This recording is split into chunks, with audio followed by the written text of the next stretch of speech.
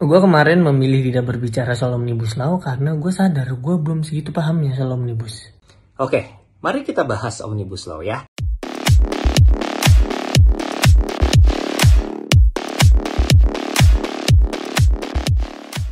Gue kemarin memilih tidak berbicara soal Omnibus Law karena gue sadar gue belum segitu pahamnya soal Omnibus. Jadi daripada gue bikin salah persepsi, mending gue diem, anteng. Nah udah diem, udah anteng, masih dituduh provokator. Allahu Akbar. Biasa dituduh imposter, tiba-tiba dibilang provokator, kan kaget hamba. Ya Allah. Tapi walaupun begitu teman-teman, jangan takut untuk bersuara di sosial media, karena menurut gue sosial media merupakan wadah perjuangan yang baru untuk kita. Jangan takut, tapi tetap harus hati-hati karena di situ ada UU ITE. Nah kalau mau aman dari UU ITE, jangan sebut nama, jangan sebut instansi, jangan tampilin visual, jangan bersuara. Ya emang itu yang paling aman. Bercanda, Indonesia kan negaranya demokrasi banget, kebebasan berbicara kita kan dijamin loh, aman, bener.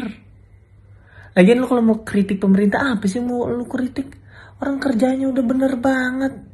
Lo lihat tuh anggota dewan, buset, nyusun RU-nya cepet banget, kilat, bahkan sampai ketok palunya aja tengah malam saat orang-orang pada mereka ketok palu. Kan itu bukti kerja keras. Ya walaupun gue nggak tahu kenapa ketok malunya tengah malam ya. Mungkin emang agendanya habis rapat nobar Liga Champion kali. Nggak ada yang tahu lah ya. Dan kita harus apresiasi pejabat-pejabat karena menerapkan protokol kesehatan dengan sangat baik. Contohnya kemarin pas rakyat turun, wakil rakyatnya social distancing ke rakyat. Ya kan demi kesehatan kan, demi kesehatan. Terus juga para pejabat cuci tangan. Dan demi alasan kesehatan beberapa mahasiswa kita di lockdown. Itu adalah bukti betapa seriusnya pemerintah menghadapi COVID-19.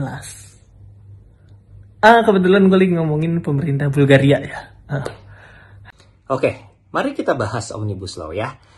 Sejujurnya gue malas bahas ini. Bukan karena isunya nggak penting, tapi lebih kepada semua hal yang pengen lo tahu sebenarnya ada. Kalau lo mau browsing juga, apapun informasinya, argumennya ada semua gitu. Tapi dari komen-komenan di postingan sebelumnya, gue lihat kayaknya memang banyak yang belum aware sama kenapa sih undang-undang ini diributin.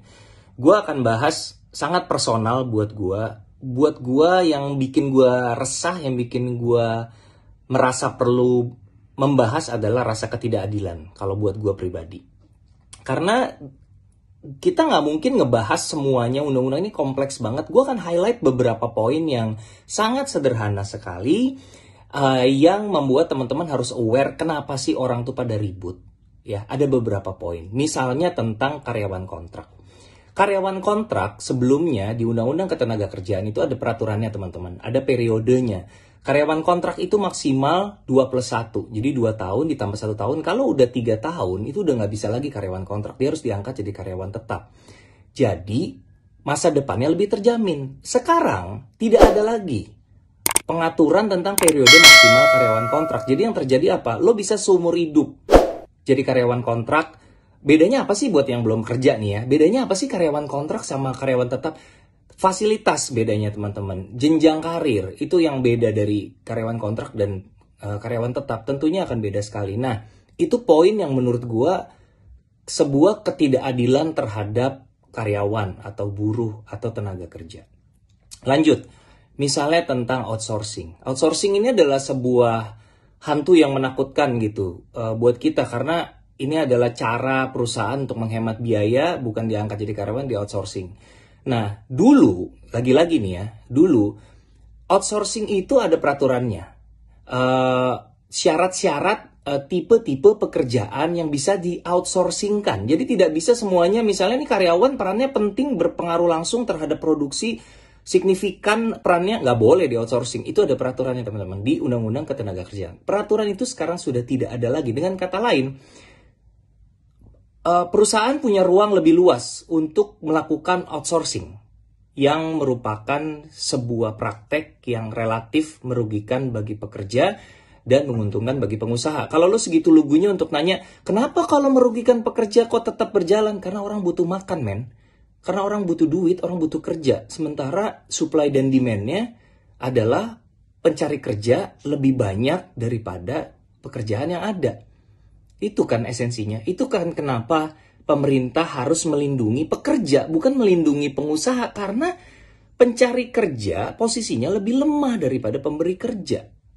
Kita butuh kerjaan gitu. Posisinya udah di bawah nih. Orangnya butuh kerjaan. Jadi karena lebih lemah maka harus dilindungi. Menurut gue sih gitu. Poin terakhir, satu lagi nih contoh ya. Banyak banget teman-teman, tapi gue kasih yang simpel-simpel deh. Semoga teman-teman masih mau nyimak ya, karena agak serius nih kontennya. Yang ketiga adalah soal pesangon. Pesangon adalah uang yang diberikan kalau seorang karyawan itu di PHK. Di Undang-Undang Ketenagakerjaan, pesangon ini diatur poin minimalnya. Jadi ada batas minimal nih. Misalnya lo dipecat di PHK, wah saya udah mengabdi sekian puluh tahun, maka saya berhak mendapat pesangon minimal berapa. Di undang-undang yang baru, minimal itu dihapuskan. Tidak ada lagi minimal, yang ada adalah maksimal. Bagaimana gue bisa percaya undang-undang ini membela rakyat, membela buruh, membela tenaga kerja, kalau poin yang jelas-jelas tadinya membela rakyat, ya ini mempertahankan pesangon minimum, diganti jadi pesangon maksimum yang jelas-jelas menguntungkan pengusaha. Itu hanya sedikit contoh teman-teman. Jadi banyak banget kalau lo mau cari. Keep yourself informed. Oke? Jadi jangan hanya karena hype, jangan hanya karena rame, terus lo ikut-ikutan komen, tapi bener-bener gak tahu apa isinya, ya jangan juga gitu. Kalau bisa terinformasilah gitu. Terakhir pesan gua nih buat teman-teman yang ada aja soalnya yang udah baca semua belum, lu udah baca, lu baca dulu dong baru komentar, baca dulu semuanya. Gini, oke. Gue tahu undang-undangnya nggak sepenuhnya jelek, gue tahu pasti ada yang bagusnya, percaya gue. Nggak semuanya jelek, gue percaya banget gue. Tapi ini undang-undang, men. Tidak sepenuhnya buruk itu nggak cukup menurut gue. Tidak sepenuhnya buruk itu doesn't qualify as something yang melindungi rakyat. Yang kita perlukan itu bukan tidak sepenuhnya buruk atau tidak sepenuhnya baik, tapi sepenuhnya baik. Itu yang layak kita dapatkan sebagai warga negara Indonesia. Menurut gue. Mohon maaf kalau salah.